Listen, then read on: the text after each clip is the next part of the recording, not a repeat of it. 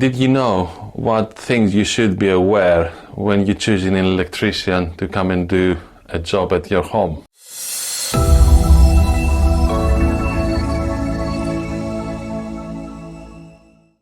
Hello everyone, I'm George and I'm not your typical electrician. Very often on Facebook, all of us we're members in one or more local community groups, and very often someone will ask, do anyone knows a good electrician or a plumber or different trades? And people then commenting either people that they have used or they are in the business networking group.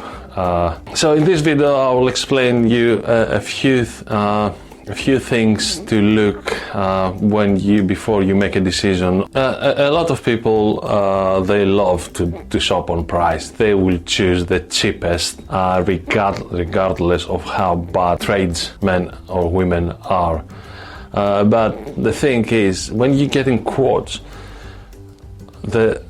obviously the number at the end matters, but there are a lot of other things that you should be aware that you need to check, because someone is too cheap, probably they neglecting other things, they're cutting corners to other things that it can easily be on your expense if things go wrong. Number one, are they registered? So all good reputable self-employed electricians, they have to be registered with a professional body. At the moment we have the NICIC, which I'm a member.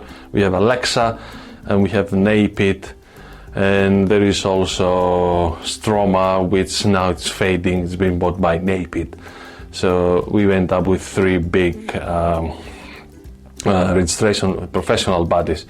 And what they do, they just overseeing us that we have all the necessary insurances, that we do our job properly by annual assessments, and also work as if I do a really bad job to someone and I refuse to go back and sort it out, they can contact NICIC, raise a dispute, and they will arrange for another contractor to go and finish the job free of charge. And how you can make sure that the electrician that says registered, they're not lying? First of all, ask for the full business name, and then the professional body that they register with and the registration number.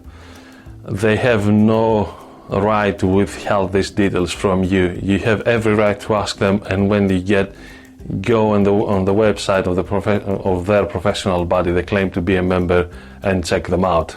Number two, insurance.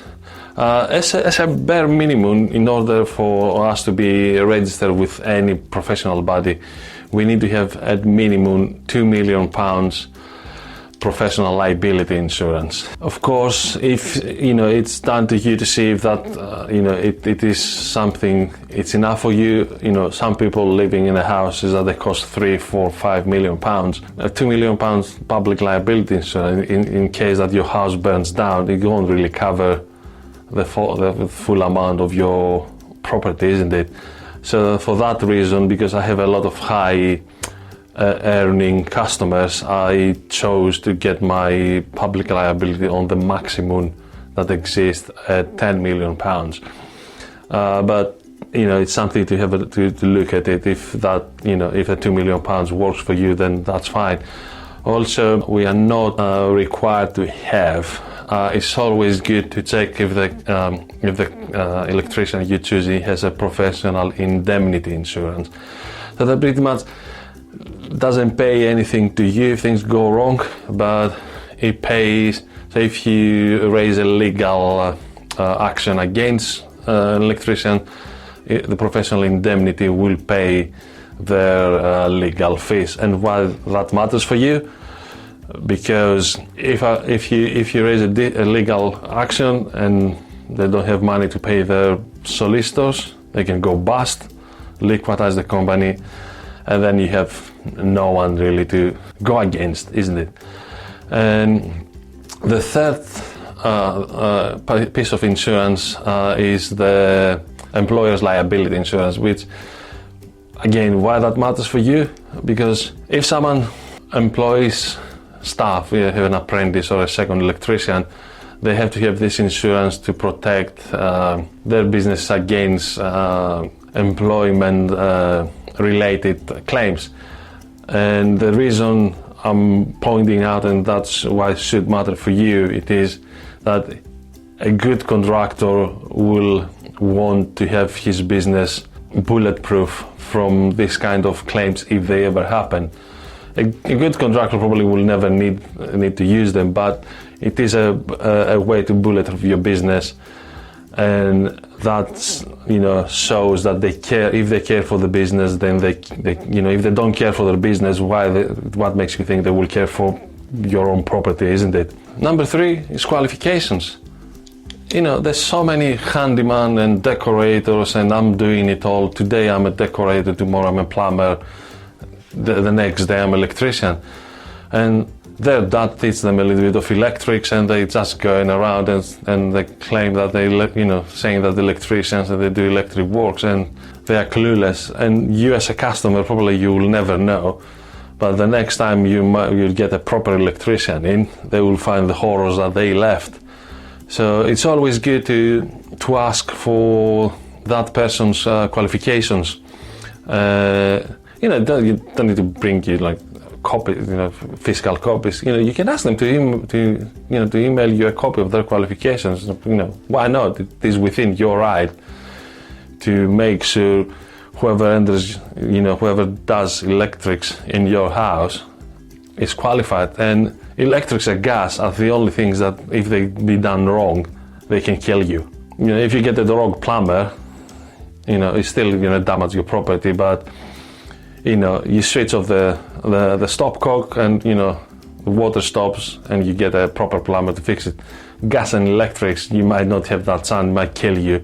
So guys, if you get any value up until now, smash that like button. Number 4, are they taking notes? Did they make a notebook when they come into your property? Or they just, obviously some jobs are, if they're very small. A notebook is not necessarily needed, but I always carry it with me because it's, you never know if I need it. And because a lot of times I go to do a quote and say, I also have these things to do if you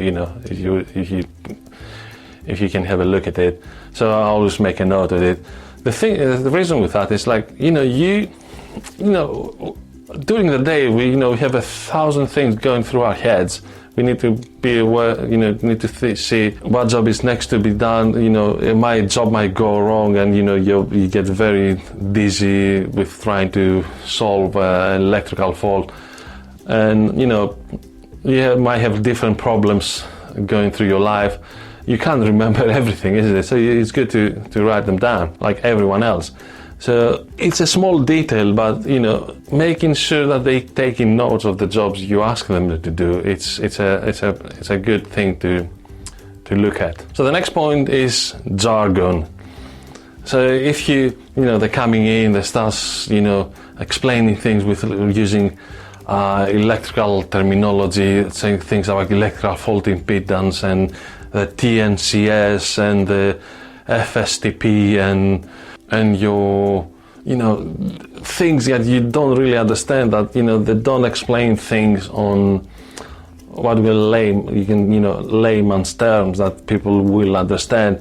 Is the same way, although the right terminology is lamp, we very often say light bulb because that's what people understand, or we might not say consumer unit and might say fuse board. So that was my first 5 tips on what to look when you choose an electrician. If you want to watch part 2, click that link up here, and I'll see you next time.